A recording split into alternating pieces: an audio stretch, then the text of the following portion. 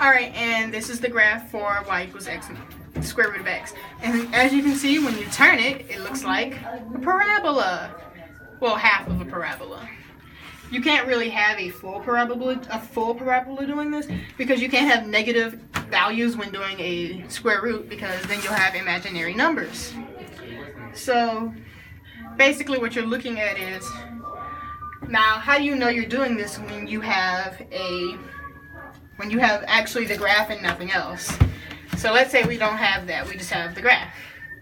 So I'm going to do these in two different colors. So here's our graph, and let's say we have let's say we have the, wait, let me do this in different colors so you can actually see it.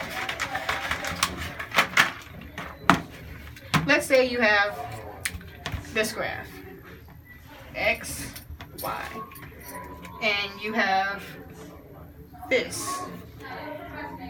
Now, when we look at this, we know it's just a linear function, and it's one-to-one, so horizontal, vertical. So it's a function that is one-to-one. First thing we're gonna do is want to take almost the opposite. When we look at this, we know it's approximately y equals x, approximately. So we know that x equals y when you take the opposite of it. So it's just gonna go the complete opposite direction. The inverse. You're gonna just flip it. Actually, I think that was a bad example. I'm going to show you another one. So, you have a graph. X, oh, that's y. Y and x. And you have, let's just say you have another parabola. But this one isn't on the axis. So, this one is not going to be on the axis. This one, let's say, is down here. There you go. Basically, you know, this is some kind of parabola plus something on the y-axis. So, to take the inverse, you're just going to take it from the same point and do your square root.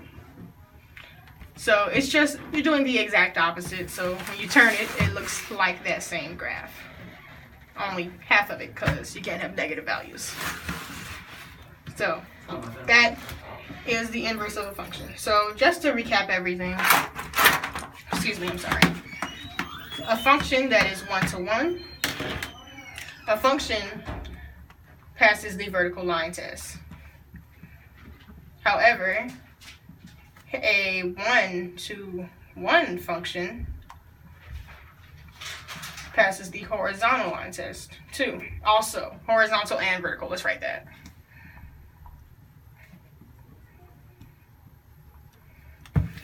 And inverse functions,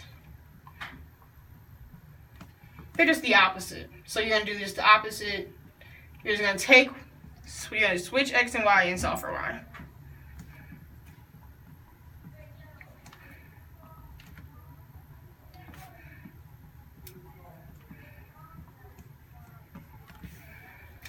That's all you need to know.